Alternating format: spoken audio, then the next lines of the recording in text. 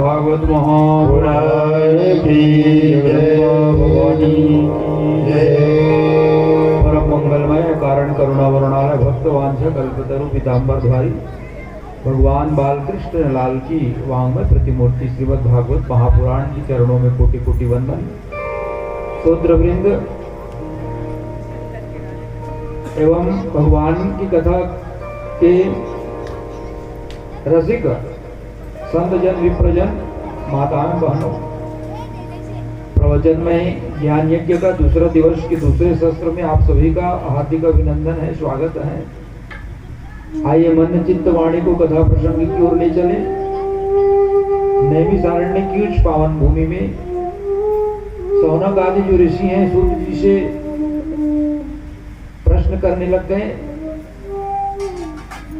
कि महाभारत के युद्ध में दुर्योधन जो है पड़ा हुआ है और अश्वत्थामा ने अपने मित्र की सहयोग करने के लिए, उसकी आत्मा की शांति के लिए, उसकी अंतिम इच्छा को पूर्ण करने के लिए पांडवों के शिविर में गए हैं और द्रौपदी के पांचों पुत्र को पांडव समझ करके मार डाले, वध कर दिया। और ब्रह्मास्त्र जब चलाए हैं तो वेद व्यास जी ने शांत किया और द्रौपदी के कहने पर अश्वत्थामा को छोड़ दिया गया, अपमानित कर दिया गया, धक्के मार के उस शिविर से बाहर कर दिया गया। इस अपमान की बदला लेने के लिए अश्वत्थामा ने अभिमन्यु की जो पत्नी है उत्तरा, वो गर्भवती थी और पांडवों के वंश को समाप्त करने के लिए अश्वत्थामा ने पुनः ब्रह्मास्त्र छोड़ा।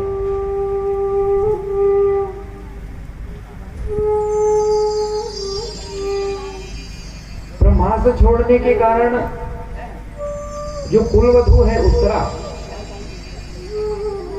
तो भगवान द्वारिकाधीश जो है अपने द्वारिका जाने के लिए तैयार हुए हैं, पांडवों को विजय दिला करके। भगवान रथ में चढ़ने वाले थे कि चरणों में उत्तरा जा करके भगवान से प्रार्थना करने लगे, पाहि पाहि महायोगिन देव देव जगतपते नान्यम त्वद्भयं पश्ये यत्र मृत्यु परस्परम। पाहि पाहि मेरी रक्षा कीजिए, हे द्वारकाधीश, मेरी इस ब्रह्मास्त्र से मेरी गर्भ की रक्षा कीजिए। मैं अभिमन्यु की पत्नी उत्तरा, मुझे तो सती हो जानी थी, लेकिन मेरे गर्भ में गर्भवती होने के कारण मैं सती अपने पति के साथ नहीं हो पाई। मैं जी करके क्या करूंगी? मैं अपने जीने की इच्छा नहीं कर रही हूं, लेकिन मेरे गर्भ में तो पांडवों का वंश है। मैं इसकी रक्षा के लिए आपसे विनती करती हूँ, प्रार्थना कर रही हूँ, आप मेरी गर्भ की रक्षा करें। पाही पाही महायोगी देव देव जगत पति। जो गलती द्रौपदी ने की वो गलती उत्तरा नहीं कर रही है। भरी सभा में द्रोणाचार्य जी थे, पांचों पांडव थे, धृतराष्ट्र थे, कृपाचार्य जी थे, भीष्म पितामह थे, और द्रौपदी को जब दुशासन ने बाल खींच करके उस भरी सभा में अपमानित किया गया, तो द्रौपदी ने सबसे प्रार्थना की, अपने पांचों पतियों को पुकारा, मेरी रक्षा कीजिए दुशासन से। भीष्म पितामह को बोले, धृतराष्ट्र जी को बोले, कृपाचार्य को बोले, द्रोणाचार्य, सबसे प्रार्थना किया, किसी ने उसकी रक्षा नहीं की। अंत में कौन रक्षा किया? भगवान ही रक्षा किया। छलक ही पढ़ेंगे दया सिंधु का दिल, जो दृग बिंदु से रोज भरते रहोगे, भजन श्याम सुंदर का करते रहोगे, भजन श्याम सुंदर का करते रहोगे, तो संसार सागर से तरते रहोगे। यदि नाथ का नाम दयानिधि है, तो दया करेंगे कभी न कभी।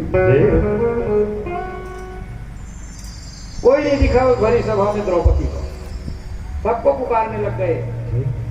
असहाय खड़ी थी, अबला।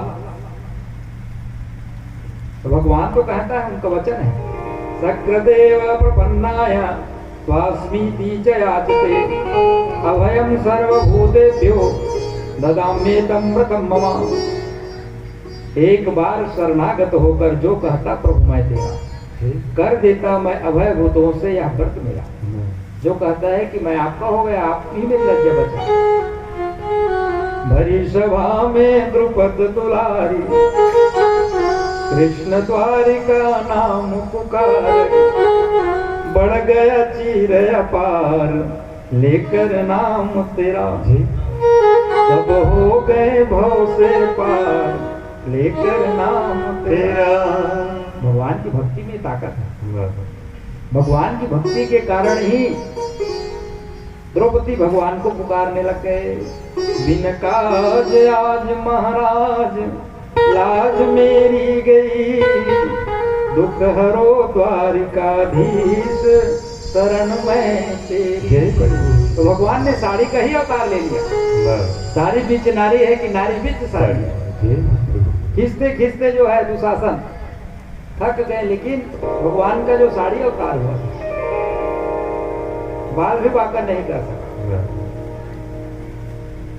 तो द्रौपदी ये गलती की थी, सबको पुकार करके, और उत्तरा वो गलती नहीं करना चाहती है। सीधे डायरेक्ट सब खड़े हुए हैं, लेकिन किसी के पास नहीं गए। सीधा उत्तरा भगवान के चरणों में जाकर के प्रार्थना करने लग गए कि मेरी गर्भ की आप रक्षा कीजिए, है ना, इस ब्रह्मास्त्र से आप मेरी रक्षा कीजिए। कामम दहतुमानाथम मामे गर्भो निबध्यताम। भगवान से बार बार प्रार्थना करने लग गए। तो भगवान बोलता है, मैं गर्भ में प्रवेश नहीं करता, मेरा जन्म नहीं होता है, मेरा तो प्रागट्य होता है। भगवान किसी गर्भ में थोड़ी आते हैं। भगवान गर्भ में है, ऐसा वायु के रूप में आभास होता है। विप्रधेनु सुर संसहित निम्न मनुज अवतार। भगवान विप्र देवताओं के लिए, गौ माता के लिए, सज्जन पुरुषों के लिए भगवान का अवतार होता है, प्रागट्य होता है भगवान का। भगवान का जन्म नहीं होता है। तो भगवान अंगुष्ठ के रूप बना करके अपने भक्त की रक्षा करने के लिए, क्योंकि जान रहे हैं कि इनके गर्भ में मेरा परम भागवत परीक्षित जी है।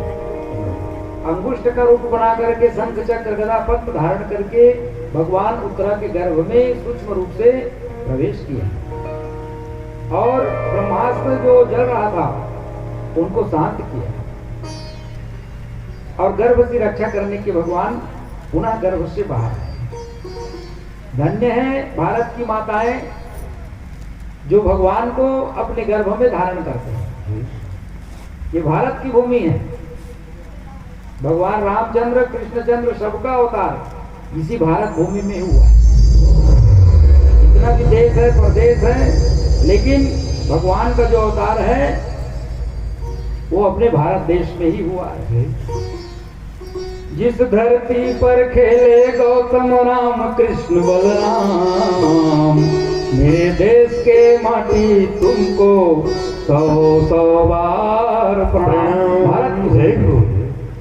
इस धरती पर जन्म लिया था दशरथ नंदन राम ने, इस धरती पर गीता गाया यदुकुल भूषण श्याम ने।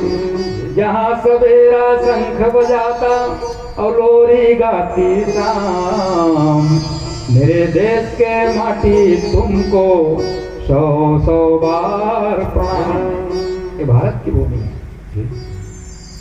इस मिट्टी की शान बढ़ाई तुलसी सूर कबीर ने, अर्जुन भीष्म जात प्रतापी और भगत सिंह से वीर ने। मीरा की गीतों की इसमें छुपी हुई झंकार, मेरे देश के माटी तुमको 100 बार प्रणाम। ये भारत की भूमि है जहाँ भगवान के अनेकों अनेक अवतार हुआ है। भगवान उत्तरानंदन हो गए और उत्तरा को अभय मुक्त करके भगवान अपने द्वारकाधीश जाने लगे।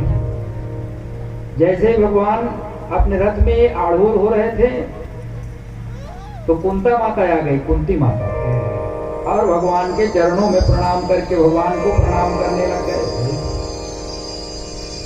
कहने लग गए भगवान कि आप मेरी बुआ है, आपको मैं प्रणाम करूंगा और आप ये उल्टी गंगा बहा रही हैं। तो कुंती मैया कहने लग गए कि बार बार जो है ना आप ऐसी कह करके मुझे बार बार बुआ बुआ करके आप जो भगवान है ईश्वर है उसको मुझको भुला देते हैं।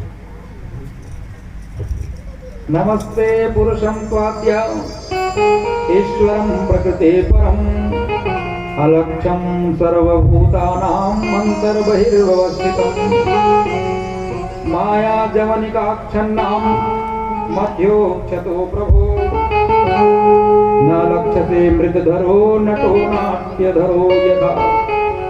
26 श्लोकों में कुंती मैया ने भगवान की स्तुति किया। कृष्णाय वासुदेवाय देवकी नंदनाय च नंद गोप कुमाराय गोविंदाय नमो नमः। पंकज नाभाय नमः पंकज मालिने नमः पंकज नेत्राय नमस्ते पंकजाग्रहे। कुंती मैया कहती हैं कि हमारे जो ये आंख है ना उसमें माया का घूंघट पड़ा हुआ है और इस माया के घूंघट के कारण ही आपको कोई नहीं जान सकता। जानना भी चाहे तो भगवान की माया प्रबल है। हमारी आंखों में माया का पर्दा है, जब तक ये घूंघट नहीं उठ पाएगा तब तक आपको कोई पहचान नहीं पाता है। आप तो परमहंसों को भी परमहंस बनाने वाले हैं, कथम पश्चिमी स्त्री। और मैं तो एक बड़े बड़े अमलात्मा विमलात्मा महात्मा योगेंद्र भी आपको नहीं जान सकता है। सोई जानही जही देह जनाई, देह जनाई, सोई जानही जही देह जनाई, देह जनाई, जानत तुम ही होई जाई, जानत तुम ही हो जाई, जानत तुम को जानता है वो आपका ही हो जाता है। और मैं तो एक अबला स्त्री हूँ, विधवा स्त्री हूँ, लेकिन आपने जो कृपा मुझ पर किए हो ना, वो तो आप अपनी माता देवकी के ऊपर भी नहीं किए। तो कहने लग गए कैसे हुआ? तो कहने लग गए कि मैं एक विधवा स्त्री हूँ और मेरे 5 पुत्र हैं। महाभारत का युद्ध हुआ जिसमें बड़े बड़े योद्धा थे, लेकिन आज मेरे 5 पुत्र जीवित हैं। आप लोग 8 भाई बहन थे और 6 पुत्र को कंस ने मार दिया, और आप कृष्ण और बलराम बस बचे हैं। तो आपने जो कृपा मेरे ऊपर की, आज मैं विधवा स्त्री हूँ, 5 पुत्र मेरा जीवित है। आप सर्व सामर्थ्य है, भगवान है, उसके बावजूद भी आपके 6 भाई नहीं है। तो जो कृपा आपने मेरे ऊपर किया, वो तो आप अपने मैया देवकी के ऊपर भी नहीं किए। वृषाग मग्ने पुरुष ददर्शनात् सत्य सभाया वनवास कृच्छया मृषे मृधेनेक महारथास्त्रो द्रोणस्थले भी रक्षिता। कुंती मैया कहने लग गए कि मेरे पुत्र भीम को उन पांडवों दुर्योधन ने जहर दे दिया था। कक्का बड़क भाई सब एक साथ खेले। हम बचपन से ही जो भीमसेन था वो खाने का आदी था, ज्यादा खाता था। तो जितने भी पेड़ में जैसे चढ़ते थे ना कौरव लोग, तो पेड़ को हिलाते थे, पत्ता जैसे गिरता है फल ना, वैसे सब पांडव कौरव लोग गिर जाते थे। इतना बलशाली था।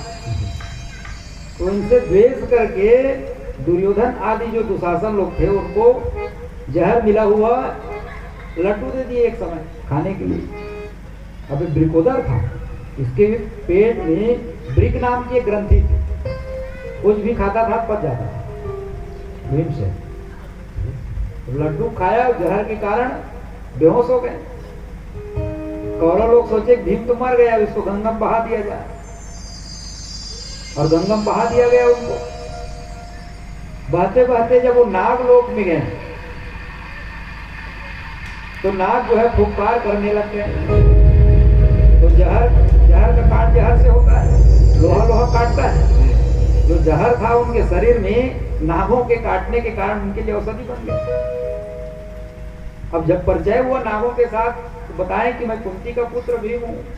तो कहने लग गए कुंती तो हमारी रिश्तेदारी है, क्योंकि कुंती का नाम जो था पृथा नाम था। कुंती भोज राजा ने उनको गोद लिया था, इसीलिए उनको कुंती कहते हैं। ये वासुदेव की बहन है, भगवान कृष्ण की बहन बुआ है।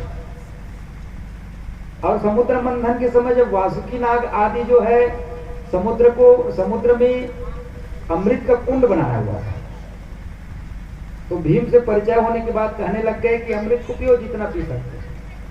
भीम जो है वहां जो कुंड था सब अमृत को पीने लग गया। और जब वहां से आया तो 10,000 हाथी का बल जो है भीम गरल सुधारी करही मिताही अवगोपत सिंधु अनल शीतला। भगवान की जिसके ऊपर कृपा होता है तो उसके लिए विष भी अमृत के समान हो जाता है, अग्नि उसके लिए शीतल हो जाता है, और समुद्र उसके लिए गौ माता के खोर के समान वो इस भव सागर को पार कर लेता है। जब भगवान की कृपा हो जाती है, वो तो उसको मारने के लिए किया था, लेकिन वो उनके लिए 10,000 हाथी का बल उस भीम में आ गया।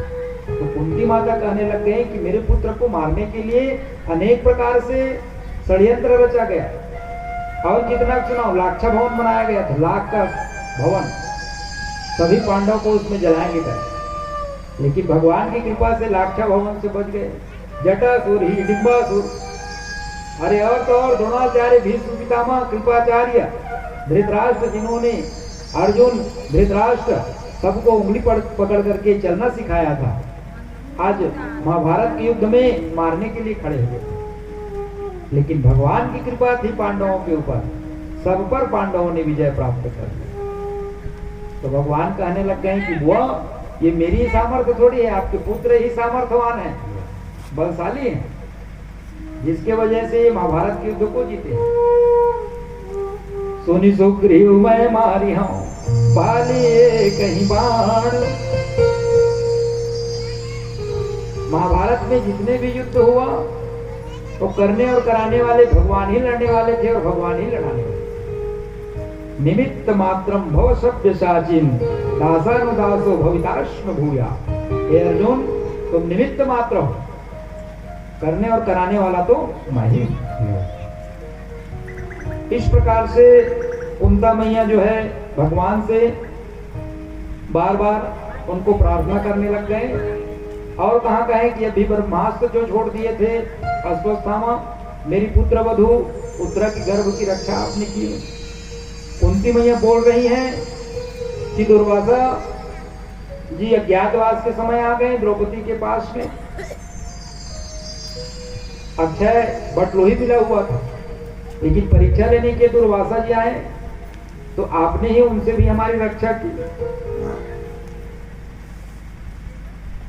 तो मैं तो आपसे वरदान मांग रही हूं। जो कुंती मैया ने वरदान मांगे ना, और कोई मांगना नहीं चाहते। क्या मांगी कुंती मैया ने? विपदा संतु न सस्व तत्र तत्र जगत गुरु भवदो दर्शनम अस्यात् पुनर्भव दर्शनम। मुझको हमेशा विपत्ति घेरे रहे, ऐसने को मांगो। तन मन धन सब कुछ है तेरा, तेरा तुझको अर्पण क्या लागे मेरा। एक भर कह रहा है, लेना देना कुछ नहीं है। कोई नहीं मांगता विपत्ति, सब बढ़िया बढ़िया वरदान मांगते हैं। विपदा संतु न सत्व सत्य तत्र तत्र जगत गुरु। हे कृष्ण, अगर आप विपत्ति में ही मेरे साथ आते हैं, मुझको साथ देते हो, तो विपत्ति ही मुझको घेरे रहे, कम से कम आपका दर्शन तो होता रहता है। विपत्ति ही मांगे कुंती मैया ने। कह हनुमंत विपत्ति प्रभु सोई, और जब तक सुमिरन भजन न हो। भगवान की स्मृति ही सर्व विपत्ति मोक्षम। भगवान की स्मृति अगर बनी है तो जान लो कि हमारे ऊपर हरि की कृपा है। इस प्रकार से दिव्य स्तुति कहें। अपुनर्भव दर्शनम। आप जब इस द्वारिका में इस हस्तिनापुर में आते हो ना, तो आपके दर्शन करने के लिए बड़े बड़े योगी महात्मा संत सब आते हैं आपके दर्शन करने के लिए। और आपके आने के कारण ही हमको उन संत महात्माओं का भी दर्शन हो जाता है। मैं उस बात को नहीं भूल पाती हूँ कि आप जब बचपने में मटकी को फोड़ दिए थे ना, तो यशोदा मैया आपको छड़ी लेकर के दौड़ा रही थी, उखल से बांध दिए थे। उस दृश्य को जब मैं देखता हूँ, गोप्या यदे तो एक दामम, जो संसार के बंधन को खोलता है उसको माता जो है बंधन में बांधने वाली यशोदा मैया है। प्रबल प्रेम के पाले पड़कर प्रभु को नियम बदलते दे। भगवान अपने भक्त के लिए प्रेम के कारण सब कुछ करने को तैयार हो जाते हैं। भगवान की डायरी में थे नहीं जो आनंद सिंधु सुख राशि। भगवान तो सिंधु सुख राशि है, आनंद सिंधु सुख राशि है। भगवान तो आनंद को देने वाले। वो कहाँ दी विपत्ति है ही नहीं घर में। भगवान कहने लग गए कि वो जब आप इतना बोल रहे हो ना, द्वारका जाना कैंसिल, अब हम यहीं रहेंगे। और भगवान पांडवों के साथ फिर से रहने लग गए हैं। एक दिन प्रभु ने देखा कि युधिष्ठिर का मुख कुछ मुरझाया हुआ है, शोकाकुल है, तो जाकर के कहने लग गए कि क्या बात है भैया। तो कहने लग गए कृष्ण, मैं इस धन वैभव राज्य के लिए अनेक स्त्रियों का मांग उजाड़ दिए। कई हजार सैनिक जो हैं वीर बलिदान हो गए हैं, जिसमें बच्चे अनाथ हो गए। इस राज्य के सुख को भोग करके मुझको संतुष्टि नहीं मिली, मेरे मन में संतोष नहीं हुआ। लेकिन ये बात तो अगर कोई बूढ़े व्यक्ति बोले तो ज्यादा प्रभाव पड़ता है। तो भगवान को भीष्म पितामह याद आ गया, जो 56 दिनों से उस कुरुक्षेत्र में बाणों की सैया में सोया हुआ है। सभी पांडव परिकर को लेकर के, द्रौपदी कुंती सब को लेकर के भगवान भीष्म पितामह के पास में गए। भीष्म पितामह की मृत्यु को भगवान सुधारने के लिए आए थे, क्योंकि भगवान ने वरदान दिया। कब दिया था ये वरदान? महाभारत का युद्ध हो गया था और कौरव पक्ष के 50 पुत्र मारे गए। तो दुर्योधन भीष्म पितामह से कहने लग गए कि आप पक्षपात करते हो और कोई भी पांडव नहीं मारते हो, सेनापति में बनाया हूं आपको। तो भीष्म पितामह ने प्रतिज्ञा किया कि मैं कल किसी भी पांडव को मारूंगा। ये प्रतिज्ञा कर लिया। तो भगवान और दुर्योधन को कहें कि तुम अपनी भानुमति जो पत्नी है उसको रात्रि में 12 बजे भेजना, मैं आशीर्वाद दूंगा, क्योंकि मैं योग की मुद्रा में रहता हूं। भगवान इस रहस्य को जानते थे, द्रौपदी को लेकर के उनसे पहले चले गए, सिर ढक के द्रौपदी को ले गए। और भगवान द्रौपदी की जो चप्पल था उसको बगल में दबा लिया, कोई देखे मत करके। देखो भगवान अपने भक्त के लिए क्या क्या नहीं करते हैं। और जैसे भीष्म पितामह के पास में गए ना, तो भीष्म पितामह ने आशीर्वाद दिया, सौभाग्यवती भव। सिर को उठा करके देखे तो द्रौपदी, अरे द्रौपदी तो मैं तो भानुमति होंगी करके सोच रहा था। जरूर तुम्हारे साथ द्वारकाधीश आए होंगे, तुम अकेले नहीं आ सकते। ये सब काम ना उन्हीं का है। हाँ पितामह, द्वारकाधीश हमारे साथ में आए। तो भीष्म पितामह कहने लग गए कि जब मेरा अंतिम समय आए ना, तो आप जो है मुझको दर्शन दें। भाव का भूखा हूं मैं और भाव जग का सार है, भाव से मुझको भजे तो भाव से भाग्य। भगवान ने द्रौपदी को आशीर्वाद दिया, जब तक इस प्यारी धरती पर गंग जमुन की धार बहे, तब तक इस जग में मेरी बिटिया तेरी अमर सुहाग रहे। द्रौपदी को आशीर्वाद दिया भीष्म पितामह ने। अचल हो वही बात तुम्हारा, जब लग गंग जमुन जलधार। क्योंकि ये द्रौपदी अयोनिजा है, गर्भ से द्रौपदी का जन्म नहीं हुआ। जब रावण ने सीता का हरण किया तो उसने छाया सीता का हरण किया, क्योंकि असली सीता को तो अग्नि में भगवान ने छिपा दिए थे, तुम पावक महाकरुण निवासा। और जब रावण को वध करके सीता माता को जब लाए, तो ये जो अग्नि में जो छाया सीता थी वो भगवान से कहने लग गई कि मैं भी आपकी पत्नी बनूंगी करके। तो भगवान ने उनको वरदान दिया कि द्रौपदी के रूप में तुम जो है, जब जदुवंश कृष्ण अवतार, जब मेरा कृष्ण अवतार होगा द्वापर में, तो तुम जो है अग्नि से प्रकट होंगे और मेरी बहन के रूप में सेवा करना। तो ये वही द्रौपदी है, यज्ञ कुंड से इनका प्रागट्य हुआ है, धृष्टद्युम्न और द्रौपदी का। इस प्रकार से दिव्य उनको आशीर्वाद दिए हैं भीष्म पितामह। तो आज भगवान भीष्म पितामह के मृत्यु को सुधारने के लिए उस समर भूमि में गए हैं, और उस समर भूमि में जाकर के खड़े हुए हैं अर्जुन, युधिष्ठिर है, भीम है, नकुल, सहदेव, द्रौपदी, सभी खड़े हुए हैं। भीष्म पितामह को जब पता चला कि पांडव परिकर सब आए हुए हैं, तो भीष्म पितामह अर्जुन से कहने लग गए कि तुम्हारा सारथी कहाँ है अर्जुन, तुम्हारा रथ हाँकने वाला कहाँ है? तो भगवान कहने लग गए आया हूं पितामह, मैं भी आया। अजीब अजीब नाते हैं, कभी मामा का पुत्र बना लेते हो, कभी सारथी बना लेते हो, कभी गीता ज्ञान सुन लेते हो।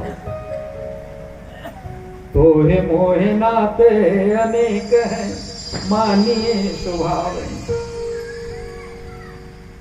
अनेक प्रकार के रिश्ते हैं। तो भीष्म पितामह भगवान से कहने लग गए कि जब तक मैं इस कलेवर, इस शरीर को जब तक छोड़ के न जाऊं, तब तक आपको मैं निहारता रहूं, मैं देखता रहूं। आपको देखते देखते ही मैं मरना चाहता हूं। सदैव देवो भगवान प्रतीक्षताम् कलेवरं यावददधिनोम्यहम् प्रसन्नः करुणलोचनोलसन्।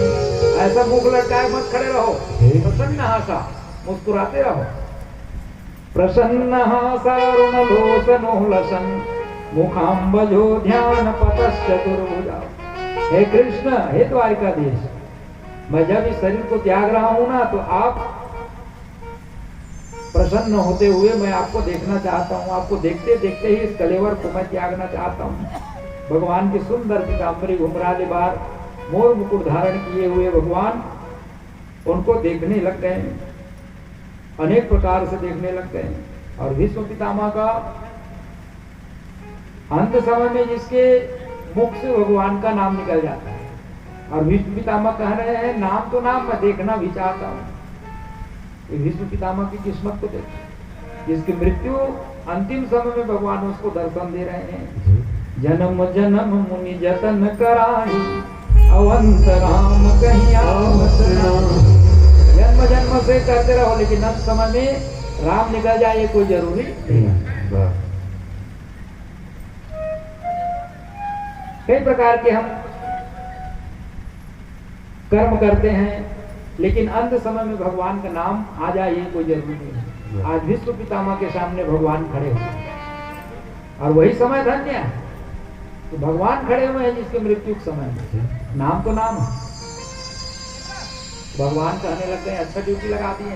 विश्व पितामह को इच्छा मृत्यु को वरदान है, और ये बोल रहे हैं कि जब तक मैं इस शरीर को नहीं छोड़ लूं तब तक आप खड़े रहो।